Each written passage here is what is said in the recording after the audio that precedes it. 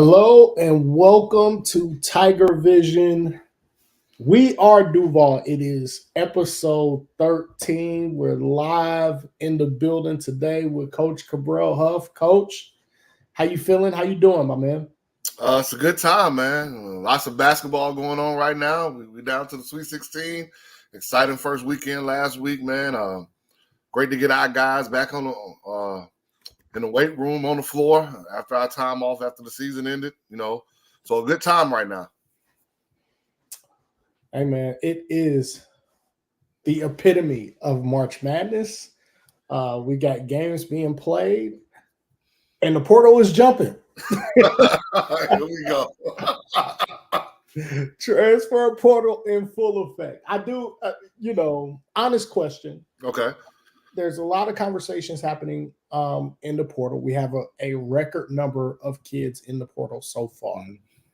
I saw a statistic that said that last year, 13% of the kids that entered the portal never came out of the portal. Mm-hmm. With a record number of kids in the portal today. Mm-hmm. What are your thoughts to the number of kids that we're seeing in the portal, the number of kids that we may see not come out of the portal, and maybe some thoughts about why things are happening the way that they're happening? Oh, that's a loaded question, Dre. It's a lot to unpack in that question. So I think we got to start off with we are still kind of dealing with young men who are right at the last limit or edge of their COVID year, right? Mm-hmm. So I think that plays an impact in that portal. Unfortunately, I think those guys that want to play Division I, maybe they haven't gotten this advice or gotten this knowledge, but there is a window of the Division I portal. So that's something that we could definitely play an impact in who stays in that portal afterwards. There's nothing wrong with guys who have shown the ability to be better than, if we want to call it levels, be better than the level they are, to jump up if that's what they want to do. And they feel it's a better situation. Because I think when we talk about the portal, we got to understand, don't just do it because it gives you more, I don't want to say exposure, or it puts you in Division I, or it's just a better team. Like, have you looked into how many credits, and I think we talked about this before, are going to transfer over? Are you going to graduate? Like, all that aspect, how is that team as far as culture-wise? Like, what is their relationship-wise amongst the team? So I think all those things matter when you're talking about that portal. And I think we just have to be honest. And I think you said it, if not on this show, we've said it to each other. Everybody in the portal didn't just jump in there themselves now. 100%.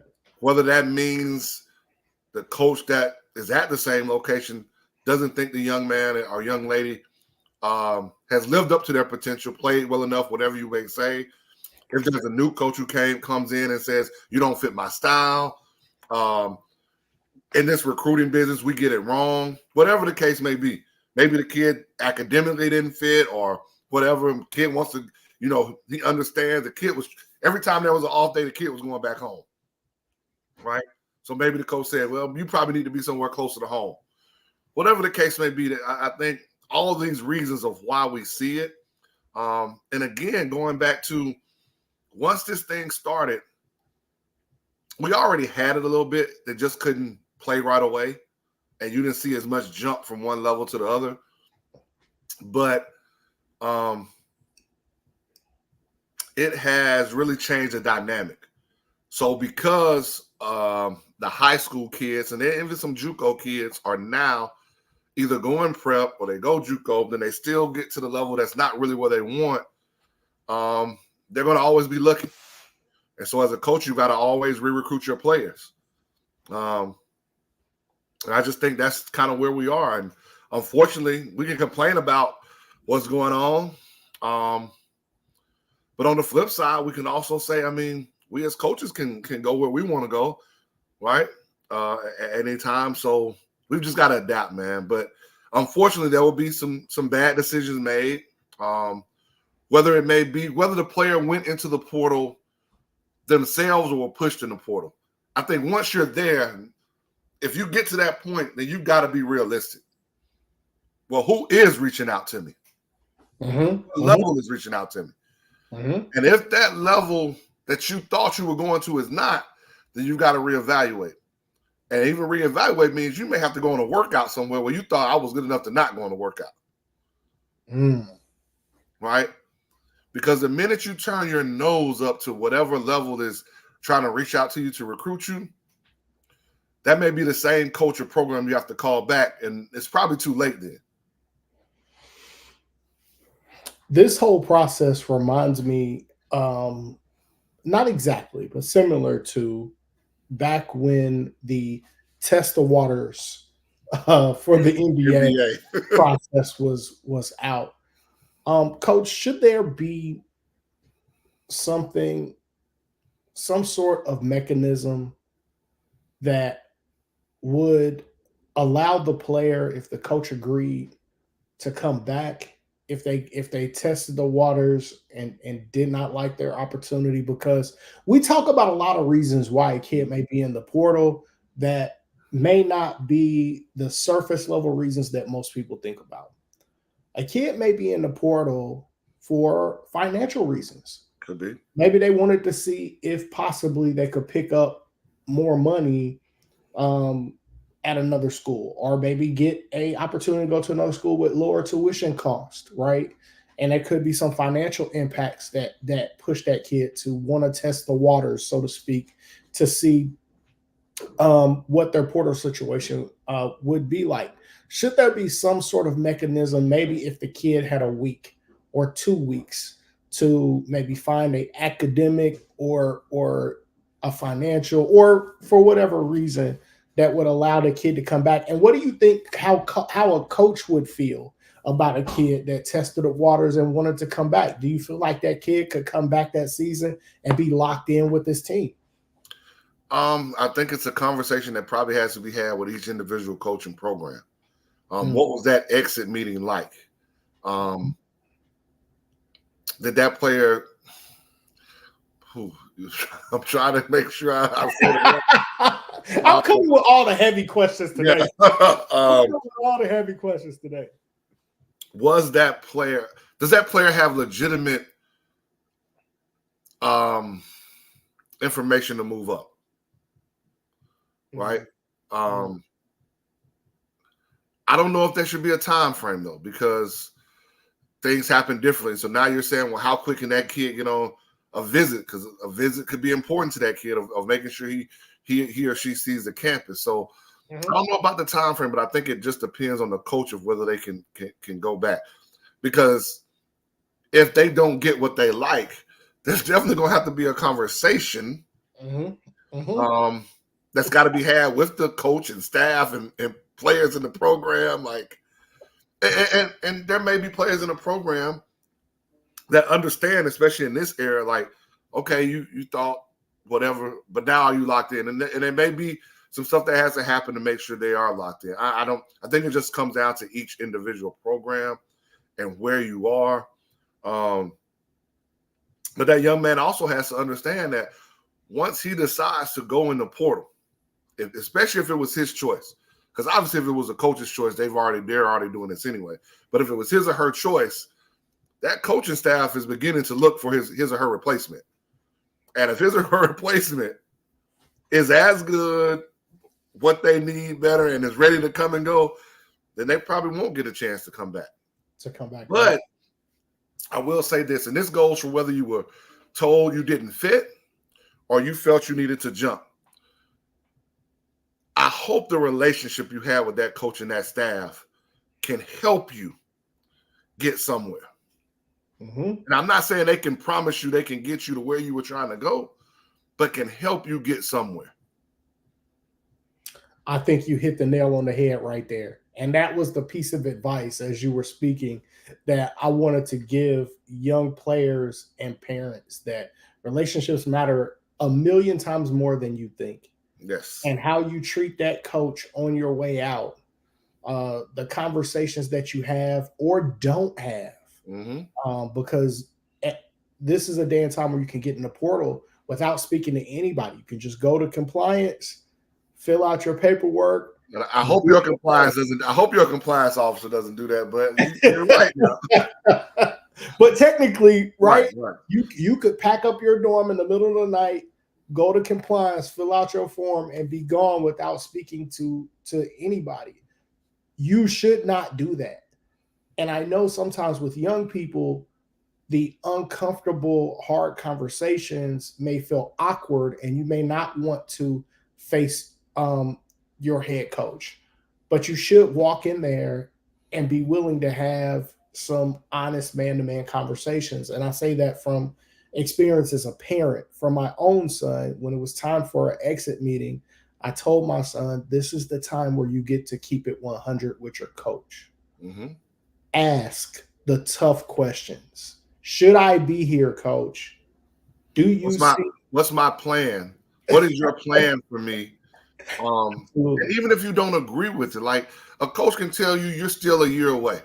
You still have to develop. I don't know if you're going to get on the floor. Coach may say you may not get as many minutes as you got this year. Right?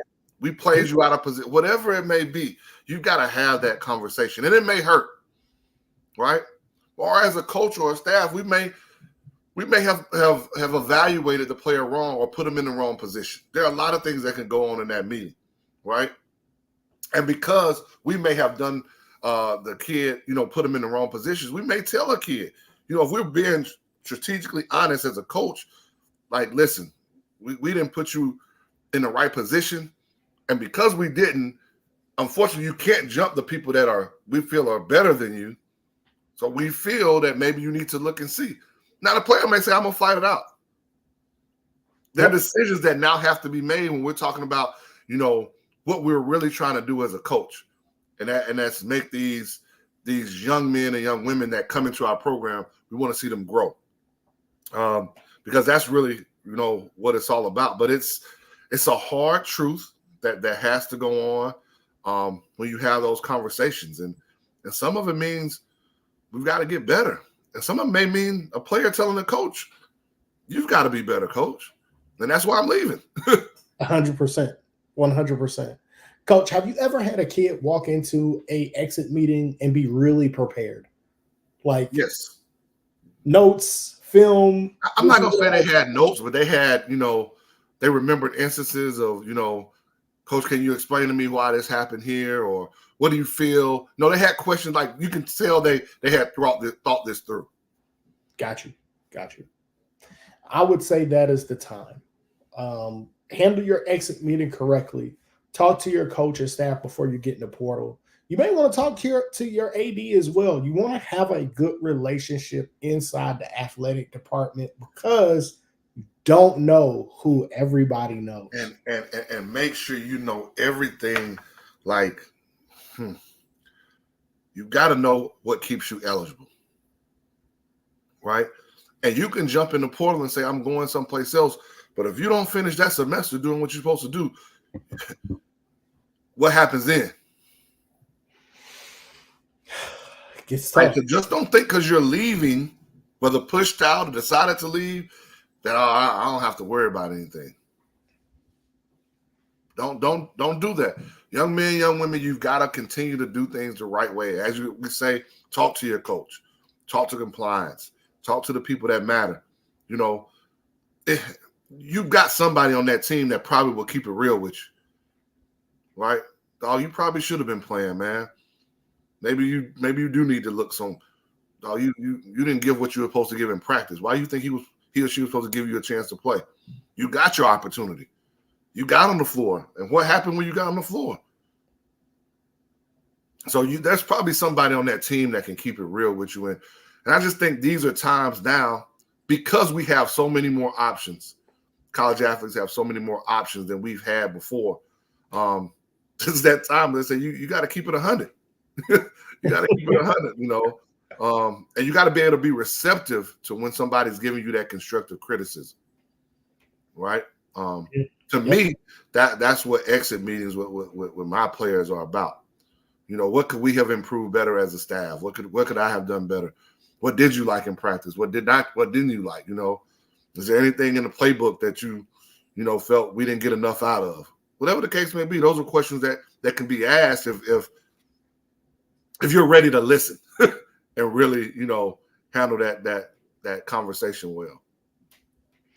One thing that I'm seeing different about the portal this year, and this won't be a complete portal show, guys, I promise you. We're gonna get to off-season stuff. We got highlights from the sights and sounds from the past year. We got a lot of stuff on. This will not be a complete portal show, I promise. One thing that I'm seeing differently about the portal this year is that you're seeing a lot of starters in the portal. You're seeing a lot of double-digit scorers, a lot of double-digit rebounders in the portal. How does that change as we shift gears into the offseason for you? How does that change how you view your offseason preparation and recruiting now? Is it harder for the high school kid or the JUCO kid to get, or the post-grad kid even, to receive those offers? Or how are you evaluating those guys when there are guys in the portal now that are averaging double digits at their last stop? And yeah, maybe they do want to go D1, but like you said, there's a window. Come May, that Division I window is going to close, and there are going to be some really quality players from NAI or from Division II or from wherever that are still in that portal and needing to find a place to land. How does that change your philosophy with recruiting, or does it change it at all? I think you've always got to look for who fits. And for us, I can't speak for any other program. For us, position, our style of play, the type of young man he is, we've got to find the right fit. But I will say in most programs, I can't say this is 100%. When we get to this time, late February, March, it's going to be a lot harder for a high school guy because, as you say, there is tangible film and statistics on a kid who has played at whatever level, but versus college athletes, where all you have for a high school or a prep guy is potential, what we see, what we think he or she can do and become. But now for us, we have to really do our diligence, and what I mean by that is really dive into that young man's film, his stats. Does he fit where we want him? And I think sometimes these young men have to understand, if we're talking about, us, men's basketball, like maybe you were a double-double guy playing the 4 or 5, and you're not a wing. And you've got to understand that, right? Just because KD 6'9", 6, on the wing handling the ball, that's not you. Be you. Yep. Right? And we just tell young men, as you see this graphic right here, we want people to go where you're celebrated, right? I know a lot of people add not where you're tolerated or, but where you're celebrated, because the guys that we want to bring in our program, we want to celebrate those young men. And I don't just mean for what they can do on the basketball court, but what they can do in the classroom, in this community at EWU, because we're family, right? And to us, it's just about that family, man. Like, we spend a lot of time, Coach Reedy, Coach Britt, Coach Smith, of really diving into these young men and going into the backgrounds and hopefully, building a relationship with them and them understanding what being a Tiger in Duval and Jacksonville really means. Like, it's just not about how many points you can put on the board, right? So we're really trying to build something special, but it's a lot tougher for those high school guys right now, unfortunately. Doesn't mean it's not a possibility. Hopefully you've kept that. If those people have been recruiting you all season long and they're still, in conversations with you, you got a chance, man. But you can't keep holding the ball. That ball can't stick, as we say. If we talk about offense, like you got to pass it and move on. I think Coach Pop used to say 0.5 in San Antonio. You got to shoot it, pass it, or dribble it at 0.5. Can't hold it any longer than that. For sure. Because these things are, I mean, I think I saw one day a guy got in the portal. And I don't know how it happens, right? Because same people can say, well, Coach, you got the job at EWU and guys committed to you right when you got the job, right? Relationships matter, right? Relationships matter. But right. Guy goes in the portal one day and the next day he's got a home. And he's committed. Yep. But I do think a lot of times that goes back to relationships, though. They probably recruited that guy and he chose a different place. And, he popped in the portal. And the kid might have been the first person to reach out. Like, Coach, I made the wrong mistake, whatever. Right. May have already been to a visit on the school during his last open period of recruiting. Yeah. Anything. Well, already knows he doesn't. I don't need to go visit. I don't need to go see what, Yeah. Yeah. It happens. Coach, I think that for high school kids, the early signing period is becoming more and more important. Mm-hmm. That opportunity, if you got the opportunity and you can sign or commit during the early and sign during the early signing period, it's probably best before Christmas to have your decision done. You don't want them to go into conference play and you still. I mean, you got to realize once January hits, there's a lot less time for us to be out because we're in the midst of conference play, trying to win conference games. It's a lot less time for us to be, out at games, and unfortunately, for sure. Well, Coach, I'm trying to make sure I phrase this correctly because we cannot. There are some things that we can talk about with recruiting, but not all things. Right. Let's talk about your schedule. You guys normally do a great job on social media about broadcasting and tweeting out where you're going to be. Mm-hmm. By the way, I noticed a lot of schools started doing that after you guys started doing that and having the graphics for where you were going to be recruiting. Are you taking a full recruiting schedule? Has it changed? Are you tilting your schedule more towards one direction or the other, whether it's JUCO events and jamborees or hot grassroots events, or how is the portal changing that recruiting schedule, if at all? It stays the same for us, man. We want to watch those guys at the grassroots level, and we also want to watch those JUCO showcases and jamborees.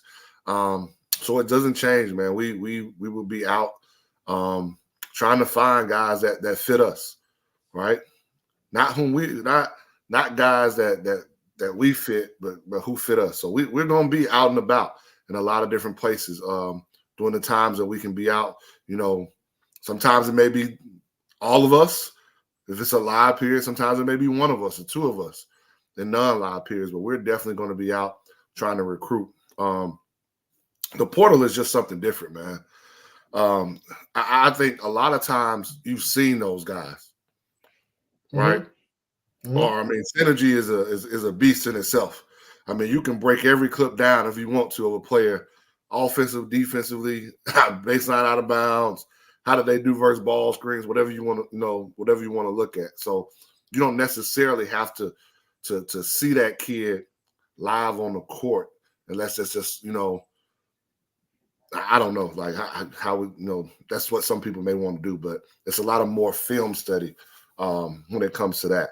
But when you talk about recruiting, man, we're definitely going to be out there, and that's a big part of the off season. Like, I think a lot of people think for college basketball coaches, it's just the summer, like June, July, and it's the season. That's it. This thing is year round, man. It's year round. You don't you try to get opportunities where you tell your staff, man, go home. I don't want to see you till Monday or whatever. Or but there's always something to do. Mm, for sure. Well, Like, coach. we're just talking about the portal, like in the season meetings, right? Mhm. Division two, if people don't know, whenever your last game is, you have to have a break, right? From player workouts, nothing, no organized activity other than team meeting, right? So now you're having out of season meetings, right? Individual meetings with your team. When you can get back at it, now you're having workouts again. Now you're doing weights again. Okay. You may be bringing guys in their individual meeting to say, hey, let's break this. When you're doing the individual meeting, to break down film. Okay. There's staff meetings that have to go on where you're looking at trying to complete your class for that year, right? And then beginning to prepare for the next year. Okay, where are we going to be if we're done with our class? Where are we going to be coming up, right? In June and July. And then, as a staff, as a coach, how are you getting better? Spending time watching some things that you saw to say, I want to learn more about that. Or watching your own team. Like I spent the other night going back and watching when we played Benedict, right? And saying, man, we were not good. Like we won that game. We weren't good guarding ball screens early in that game, right? And I think Benedict does a great job of how they, attack ball screens. And we changed some coverage, middle of the game, and we were better at it. But those little things like that. And then when you can talk to your players about it, and they know as much as you're telling them to be better, that you're trying to get better. I think those are some of the things that you do during the off season. Obviously, I was an English major, so maybe that means reading a little bit more. I'm not at the Buzz Williams level. I mean, Coach Reedy talked about when he's talking about he's reading 4 books a day. Like, starting or reading portions of 4 books a day. I'm not doing that. I can't do that. I'll listen to my podcast, just trying to get more knowledge, talking to some coach about how they do things, where they are. Maybe I can learn something. So those are just different things that you do. Yeah, I'm not at the 5 a day level either. Although avid reader, Right. there should be some sort of basketball book club, man, because Yeah. there's some good stuff out there. Reedy, hit me up. We'll talk. I feel like Reedy wants to get in the book club, man. I do. But coach, a lot of things were accomplished over the past season. I want to take a look at this because this is important, and you've touched on some of these things before about how important it is for your guys not just to be winners in the class, not just to be winners on the floor, but also in the classroom. And you guys accomplished a whole lot. Most of the time, when people say that, coach, it's because they didn't do a whole lot on the floor.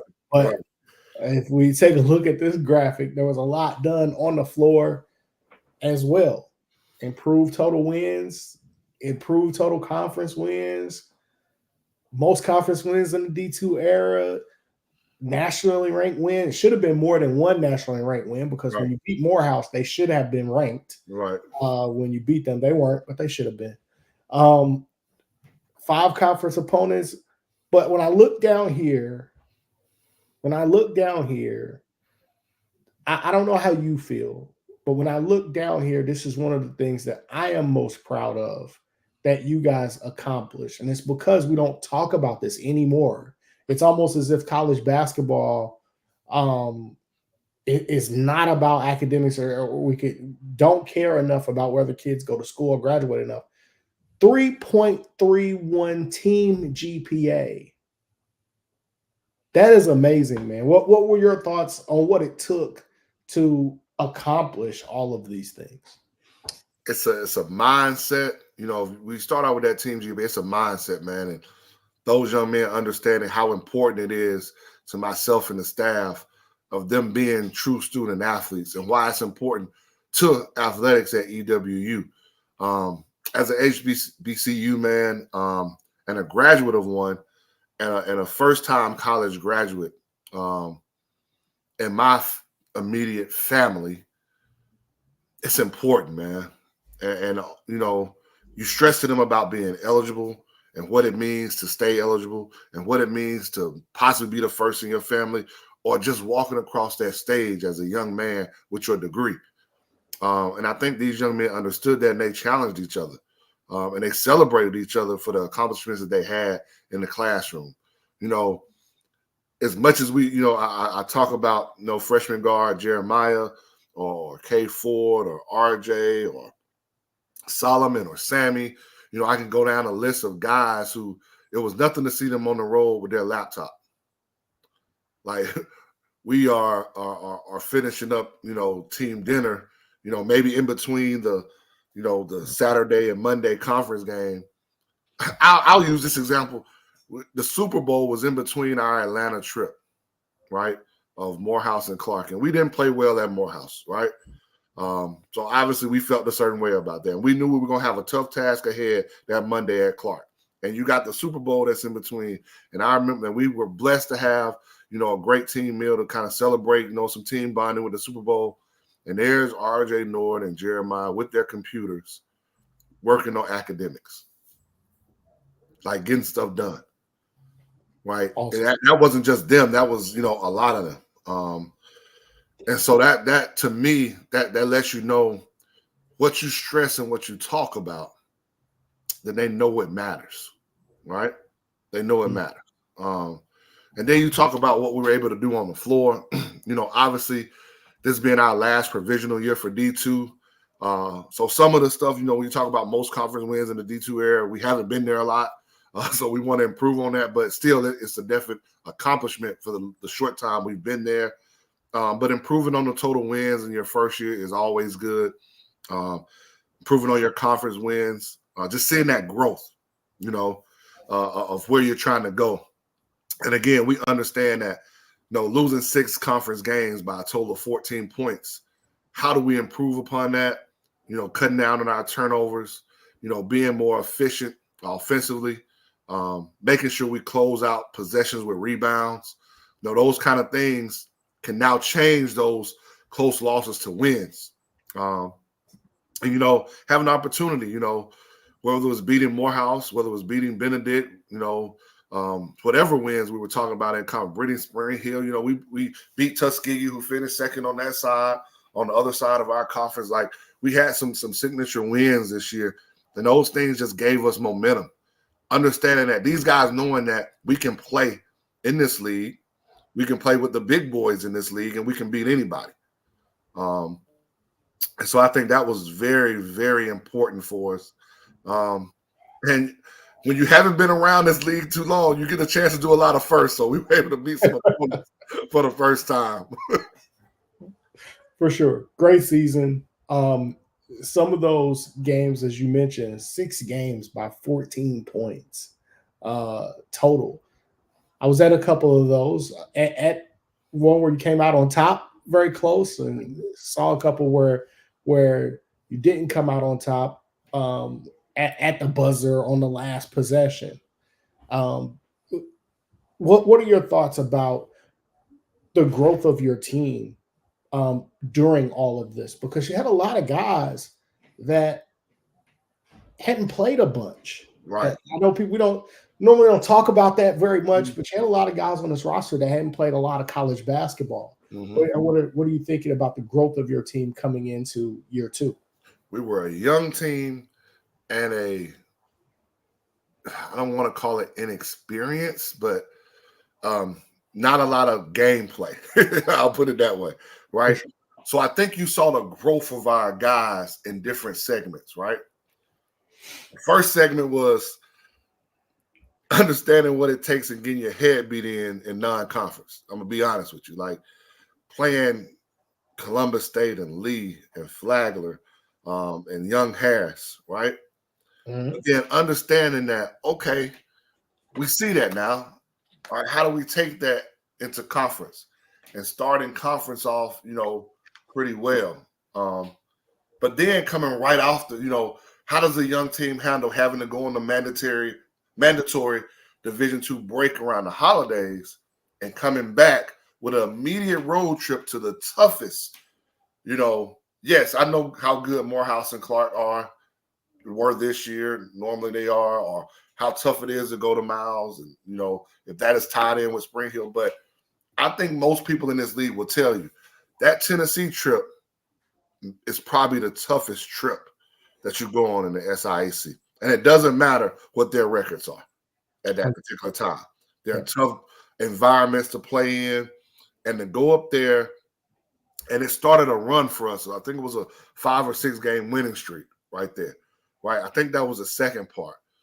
But then it also allowed this team to grow. And I'm always honest, like when you have a young team, they have to learn how to win and they have to learn how to lose. What do you mean, coach, about learning how to lose?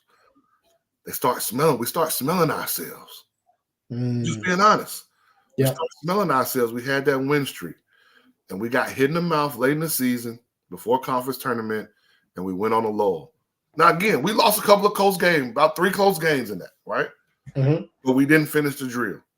But I think that taste of losing games that we felt we should have won catapulted us to make that run that we had in the conference tournament. Because if you think about it, those wins in the conference tournament were close wins. Came down to, making a play, getting a stop, making free throws, whatever you want to call it. Absolutely. Coach, I know the fans are going to want to know, do we see any other style adjustments that they can be prepared to see coming in? Because there were some adjustments this season that led to a lot of success. Any other things that may be up your sleeve coming for next season? I think you never know. As far as me, I can't speak for any other coach. You never know until you bring that team on campus and you start seeing, like like, I believe this guy does this well. I think we can do this well. But until you maybe play a game or have enough scrimmages or practice under your belt, hey, I think we can do this too, or we can't do this. So I think the next change of what we could possibly see with our team won't happen until that happens sometime late in the fall, once we get guys on campus and start having official practice. Because you won't see it in the open gym. Like, as much as people want to talk about it, you can see the individual play and what a guy can do in the open gym. But a lot of times you may think a guy can't help you in open gym because he's not an open gym player. And then he gets to a system and, okay, you got to run something, you got to do this, and he's a whole lot better. And you can see the flip side of that. But you won't see the actual team aspect until you put it all together in practice. So will there be? We don't know. They just got to wait and see. We need them back. We need them back in the jungle for every game, because we'll have a few more non-conference home games this year because we want to roll a lot. So a lot of teams got to return a visit to us this year. I like non-conference home games. I like that. One of the things, Coach, another one of the things that I love that you do, every place that you've been, it's always a huge success, and that is your elite camp. Yeah. Looks like another great turnout for elite camp. Coach, want to tell us about how that went?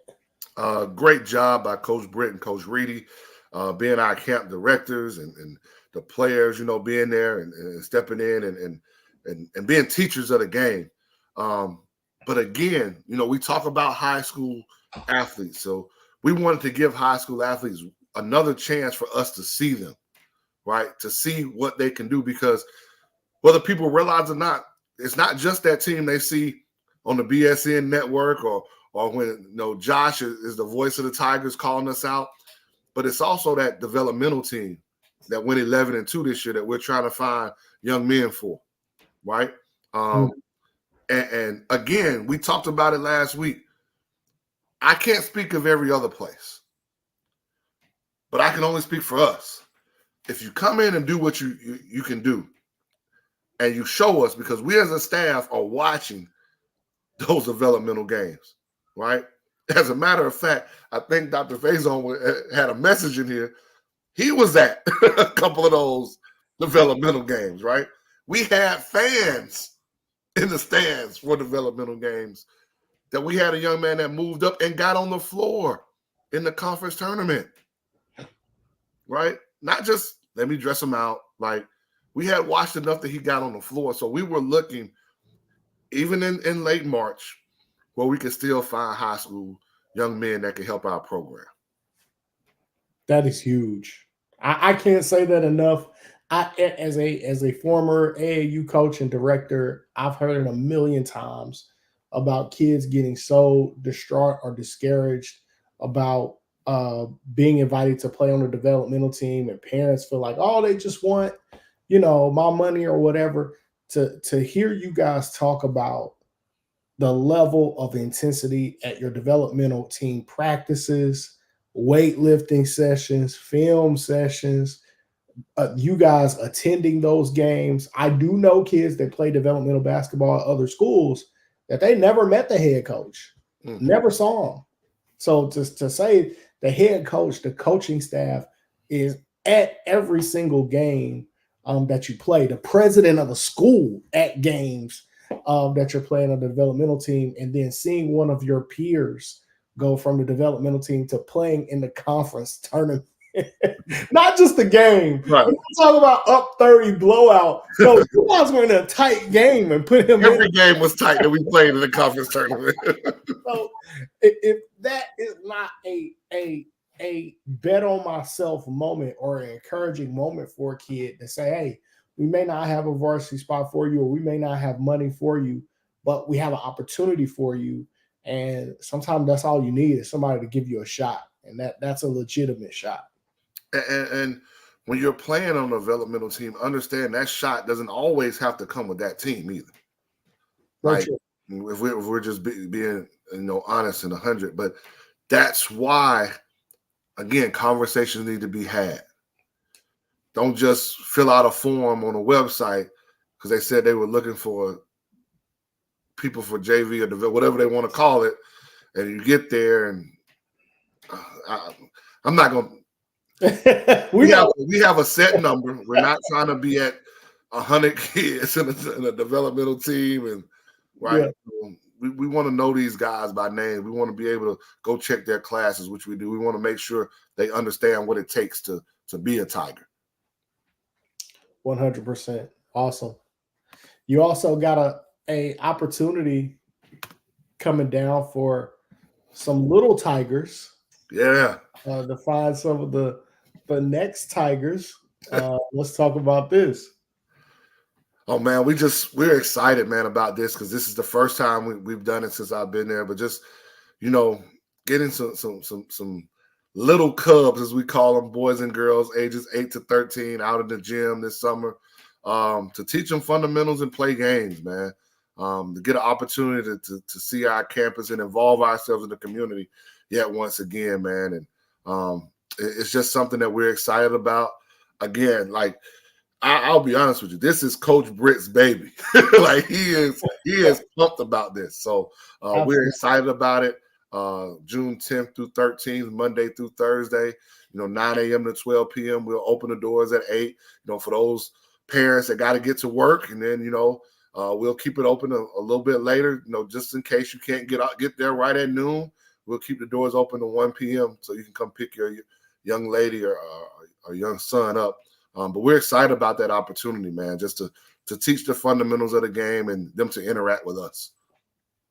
That is an awesome, awesome opportunity. Can you imagine the kid that eventually gets recruited by you to Edward Waters, showing you a picture of him being at camp, or the young lady that eventually commits to go to Edward Waters that was at this camp. Right. These are the type of things that happen when you. Funny story. So we go back to the elite camp that we had, and that had a young man who brought his son to camp, right? But what makes this story a little bit different is that I coached the dad. Right? Yeah. And now his son is at our elite camp. So that was a great moment, man. That was a pretty special moment for me. Made me feel old, but it was a pretty special moment for me. Might have to see if Dad had any eligibility left. He can still do. He was still putting up a jumper out. I said, "You sure you done?"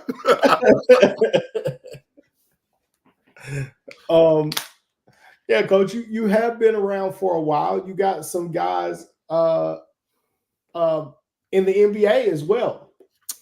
Been blessed, but they always say Jimmys and Joes make us not the X's and O's. So I just been blessed to have some good Jimmys and Joes. I want to say congratulations to one of your former players. This is one of the guys that I was introduced to you at St. Francis. We started watching, not knowing who you are, watching this young man, Kobe Simmons, just signed a contract with the Toronto Raptors.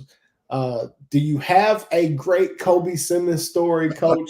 And just give you a moment to say your congratulations to Kobe as Number well. one, I just think it's he's had other opportunities. Obviously, when he first got into the league, he was with Memphis and had some time with Cleveland and has shown opportunities and sparks. But we also understand what the NBA is about at times. Yes. It's a chess game, and if you're not in the right spot, then you're playing G League or you're playing overseas, and he's actually been able to win overseas, win a title. But the two greatest stories I have from Kobe, one was his freshman year when I coached him in high school, and coming in as a ninth grader, he had college offers already, right? Mm-hmm. And we needed to win this game, and he wasn't playing any defense. And I just sat his butt down the whole fourth quarter, and I told him, I said, if you don't want to play defense, you just won't play, right? And we ended up winning that game, and we didn't have that problem anymore, right? So fast forward, we're playing in the state championship game. In his freshman year, he's one of those few players that played in the state champ. He played in the state championship all 4 years of his high school career. 1, 2, lost 2. Like, there are not a lot of players that can say that, right? So this, unfortunately, it's one of the ones we lost. But his first half, he had like 20, 4 rebounds, like 4 assists, right? And we're going into the locker room, and this young man is getting water for everybody on our team. Getting after it. Yeah. So those are my two greatest stories for him, man. And just so happy for him because I know it's an opportunity for him that he's been relishing, but understanding the patience about it. I think he's matured a lot about understanding what's for him is going to come. But I'm extremely happy for him to be able to sign with Toronto. I know my point guard here at Edward Waters loves that because he's from Toronto. For sure. Man, people got to understand. To me, that Kobe getting water story is huge because Kobe was a rock star in high school. Yeah. I mean, he was a rock star in a city full of rock stars. Right. So it wasn't like he was like in this small place. This was Atlanta, Georgia, at the same time that Colin Sexton, Jaylen Brown, Wendell Carter, Al Tariq Gilbert, like it was stars around Atlanta during the time that he came through, and he was still one of those guys. Yep. So if he was humble enough to have that moment, it makes me look at some other guys that aren't as good, like.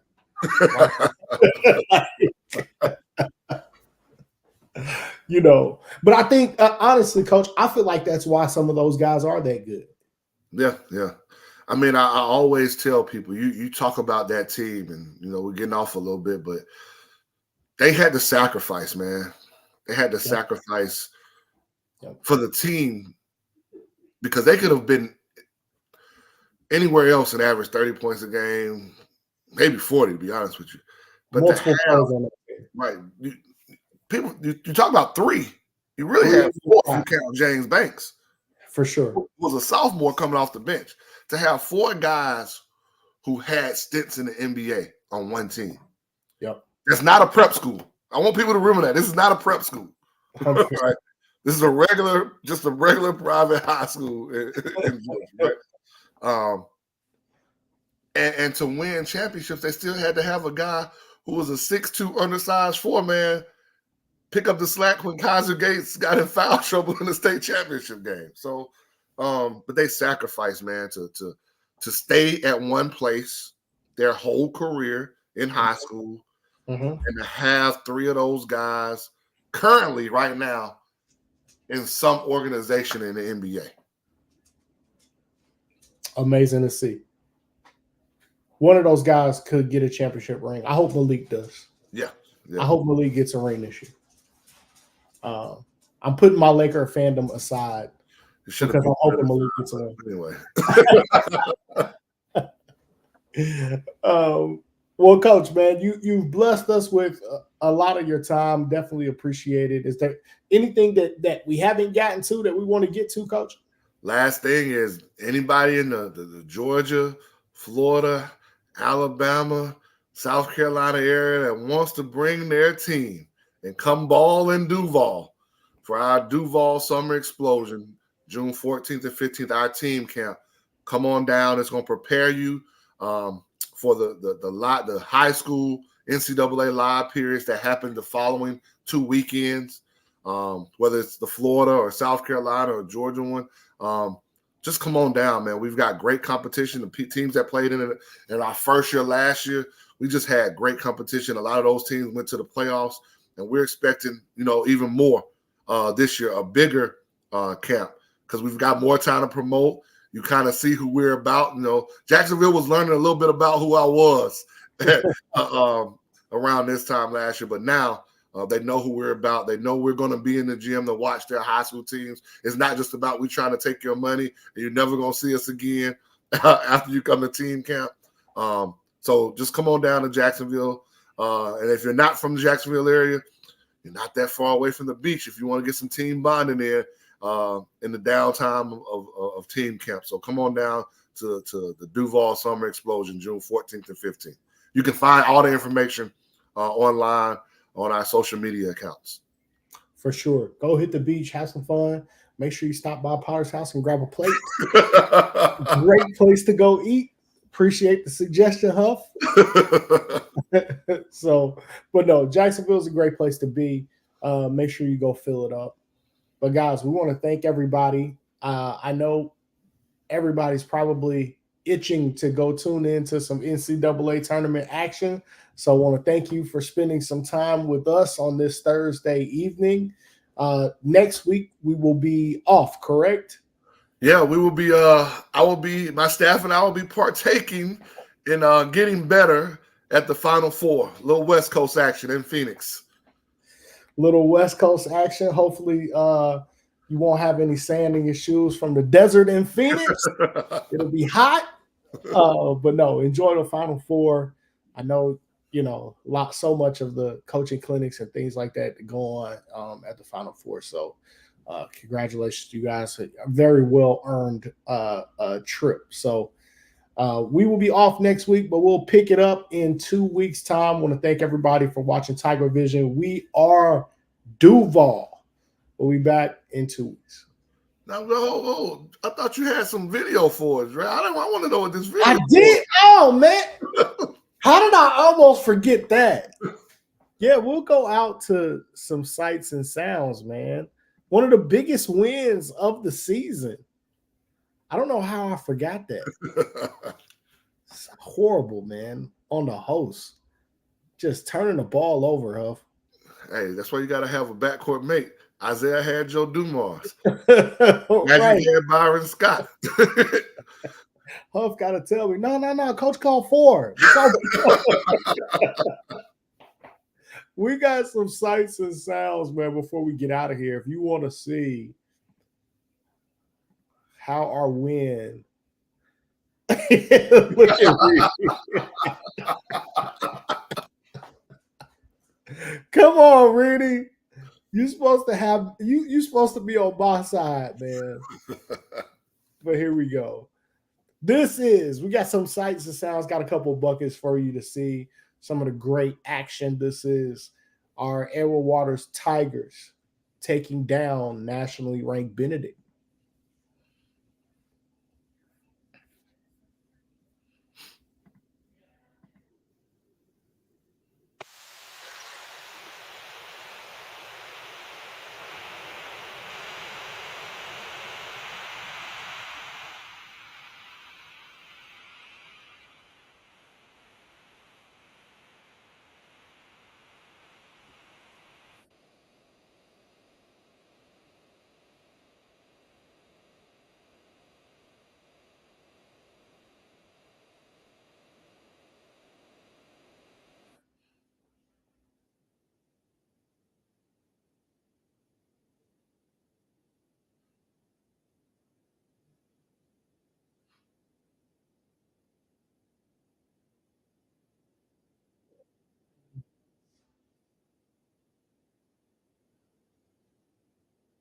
That might be my favorite one right there.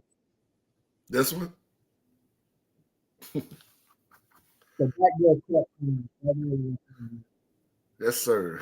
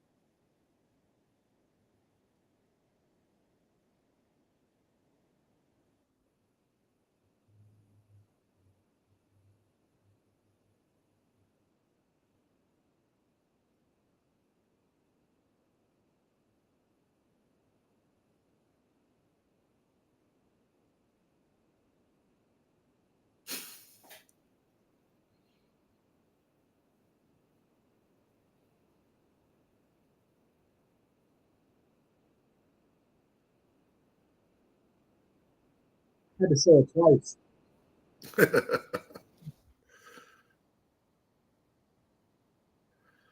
Think he gets us another one right here.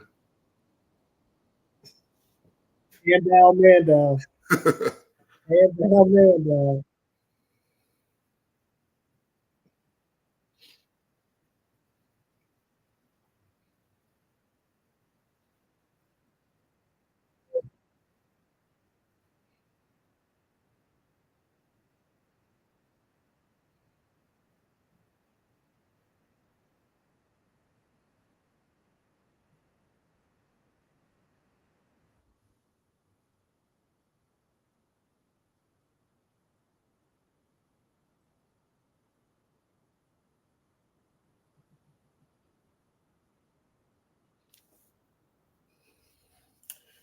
Execution and movement without the ball was really good in this game offensively.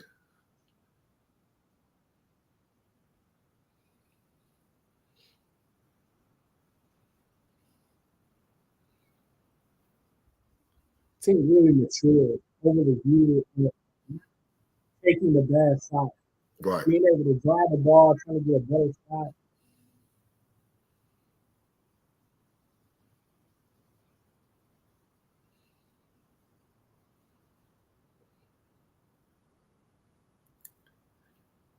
Like you've seen a couple of plays, loose balls.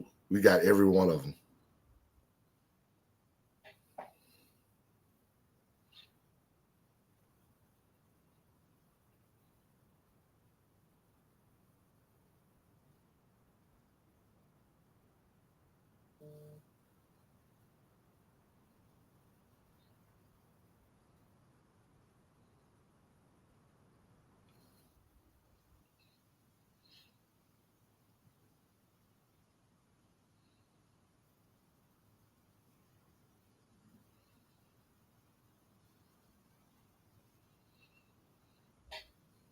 Donis is a man down there now. No, this is my favorite one right here. This is my favorite one. Ghosting Mm-hmm. right into the post up. Yep. Oh, he drew it off. He drew it off. He drew it off. I'm stealing that one, Huff.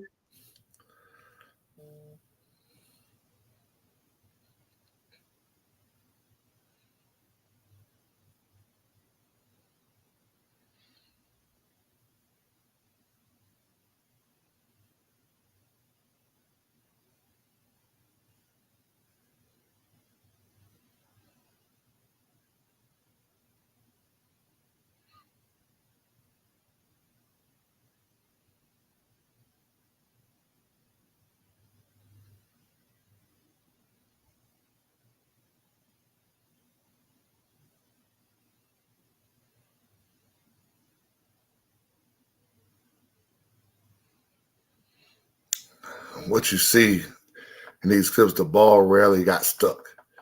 Like it was just always moving.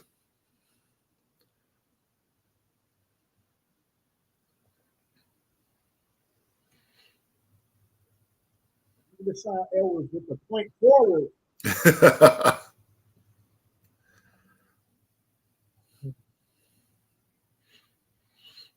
I think people fail to realize, a game where they pressed here late, but neither team was pressing. And we scored 104 points.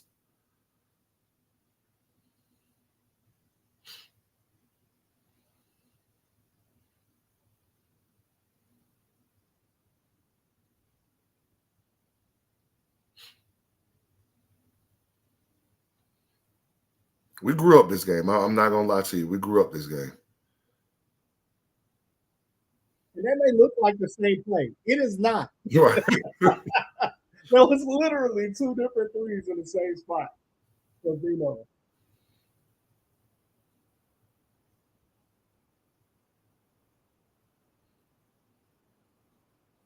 that's the young man I'm waiting for.